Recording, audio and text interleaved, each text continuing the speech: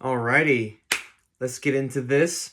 Gonna be doing a movie review on Shelby Oaks, just premiered today on October 23rd. I saw a Thursday screening today. Crowdfunded this movie a while back all the way in 2022, if you can believe it. It's been quite a while since that happened. I like Chris Stuckman. I like watching his YouTube review videos, and I was like, hey, if he's got a horror movie being crowdfunded, I want to be a part of that. I've never been a part of something like that before, so that'd be a really good opportunity. And yeah, I was going into there being like, if it's good or bad, I want to talk about it. And yeah, it's just a little quick review, give you a quick little synopsis as all reviews go. So the story centers around the plot around this person named Mia and her sister Riley and her crew of like a YouTuber group that does paranormal investigations. Riley and her crew go missing, and Mia, all these years later, is just still trying to see what happened to her sister. And someone at her doorstep comes with a videotape that kind of reveals some information about what happened to Mia's sister, and just chaos ensues from there, pretty much. I'm a big horror fanatic. I love horror. Psychological horror is like my personal favorite of like the genre. There's like your classic B horror movies, and you got like your gore movies and all that kind of stuff. But I like I like psychological horror like a lot. But this one, I'd say it's like one of your classic ones where it's kind of like has a lot of similar tropes that you're used to in horror movies, like cults and demons and stuff like that. But I'd say that it has just enough personality so it doesn't really fall behind everything else. If you seen the trailers, a lot of the movie is like you assume it's a lot of found footage, which I was assuming it'd be, but a lot of it is actually just a real like shot movie, which I thought was really unique. I liked how it kind of meshed found footage, horror as well as like just typical modern horror, and they mushed it together because you don't really ever see those intertwined like that. Like you usually like see a tape, that's like found footage in a horror movie, or then you just have found footage, the horror movie, right? Or the whole movie's that kind of like format. Not really though, where you see a good mixture of both of them, and I thought that was really unique. Even cause I'm one of the backers, we had like a 15-minute like YouTube video that was basically a scene in the movie where she uses the little Shelby Oaks videotape and she plays it, and we're watching it through her perspective. In the backers behind the scenes, we're seeing the entirety of the found footage film, and I was like, wow. That's why at first I thought it was going to be a full found footage type deal, but then the trailers kind of suggested like a like a cohesion of the two. How do you say that?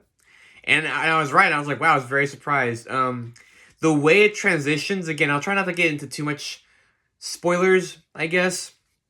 But the way it transitions into like found footage and the real movies is very unique. I thought it was a very, very clever way of doing that. One big thing that I'll say that I don't think a lot of people will probably talk about, the music is so well done. Like, the music is so haunting. I don't know what instrument this is, but like, I know I heard it in The Joker a lot of times. It's like a very heavy violin, like,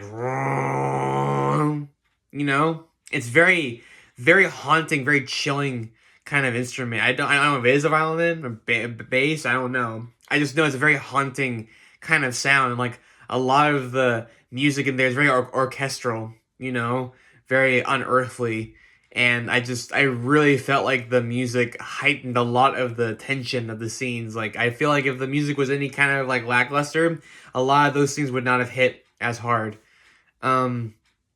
I think the Mia person, I forgot her name. Again, the way I do my reviews is that I feel like I just kind of do it off the cuff, like as if you're talking to a friend.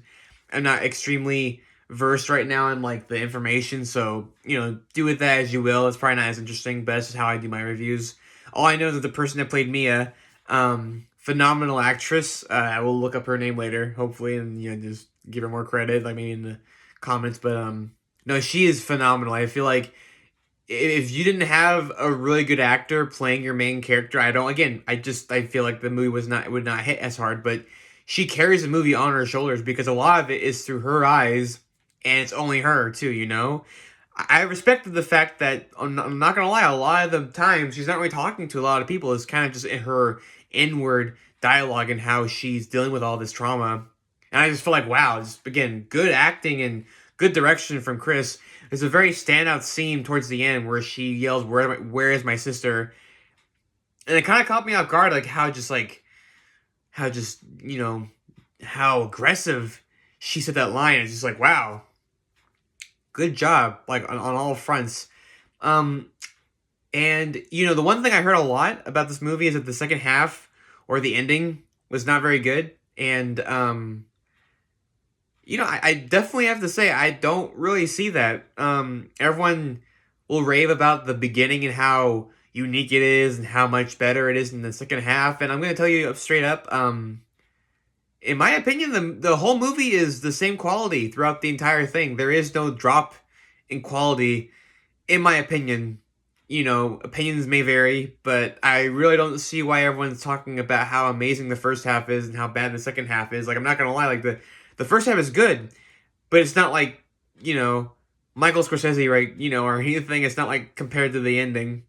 The whole movie feels the same quality, and it's good, in my opinion. So I was expecting a lot more of a drop in quality. Maybe that's why I don't really see it as drop in quality. Maybe it is to people that didn't just hearsay stuff. But in my opinion, I feel like it stayed its same tone throughout the entire movie, and it had a vision that it expertly kind of like wove into the movie, where a lot of people are saying the ending comes out of nowhere, but if you actually watch the movie and you saw the scenes, you understood the context, it would make sense of I would guess, like, the ending.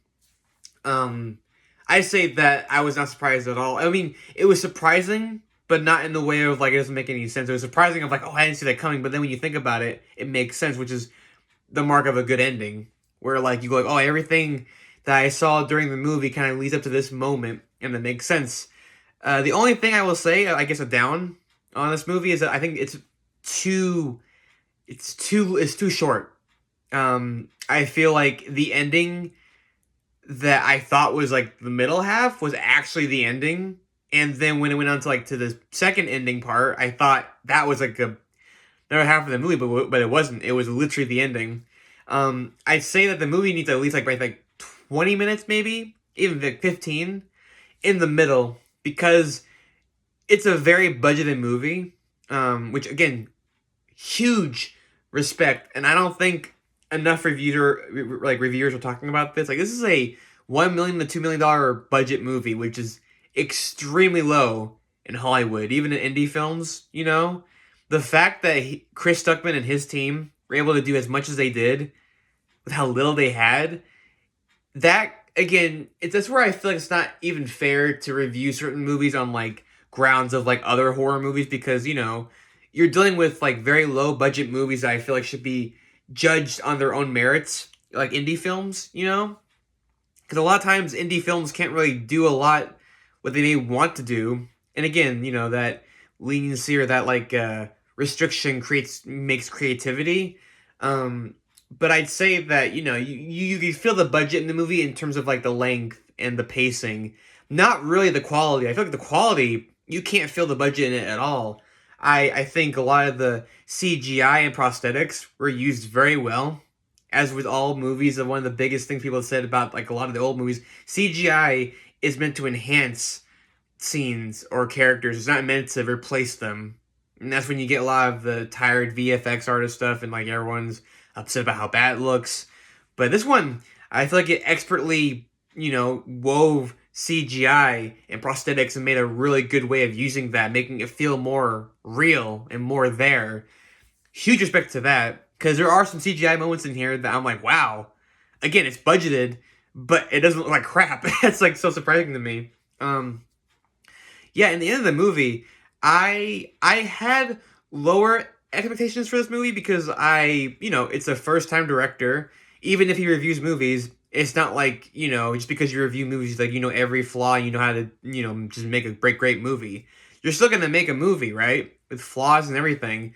But the fact that it was so, like, interesting, the fact that a lot of things that shouldn't have worked because of whoever he chose, like, for the actor, the composer, like him writing it, just everything just felt like it was done a little bit worse. I would not have had as high praise as I do for it. I feel the problem too is that I've seen a lot of social media, which is always a problem. I feel like a lot of people that are downing the movie are kind of in an echo chamber of just saying the exact same thing about the beginning being great and the ending being bad when, like, I don't feel like it has any merit. I also feel like a lot of the praises are not very well crafted, where a lot of them are just saying, oh, what a great guy he is, what a great YouTuber he is, and so good job on the film, but it's kind of like you're not really, from what I've heard at least, everyone's complaining about how no one's talking about the strengths of the movie, and I feel like the strengths of the movie is that, well, again, for how low budget it is, I feel like it's a very competently made film, in my opinion. To compare it to a lot of, like, other bigger films that have bigger budgets, even indie films, like, Talk to Me, another YouTuber horror movie that had $4 million for its budget. I just don't think it's fair. Again, a bigger budget, we could have had a better movie in some ways, right? Maybe a longer one, more characters. But I feel like with what it had to work with, it was so well realized. And it's, again, shorter. And for some people, they may feel like that it's, like, boring. But in my opinion, it's like, I'd rather have it say I want more from a movie than sitting there watching a 2-hour movie, watching the budget just be strewn like a piece of string, and just say, oh, wow, I wish I wouldn't have watched that long. It was so fast, but not too fast where I felt like I didn't get anything. It was more of like I wanted to be in the universe or be in the story longer than I was. Again, I think this was a very pleasant surprise. I can see myself watching this a lot more during Halloween. I cannot wait. Got my posters in the background over there. I'm very excited to keep, like, watching this throughout the years. I'm very proud of Chris Stuckman and his team with, again, everything they had to go through during COVID too. Again, it is very inspiring to see someone make a movie like this. And I love horror, so again, congratulations to the whole team. I really hope it does well to keep opening up doors for people. So yeah, thank you all for watching, and that is it. Goodbye!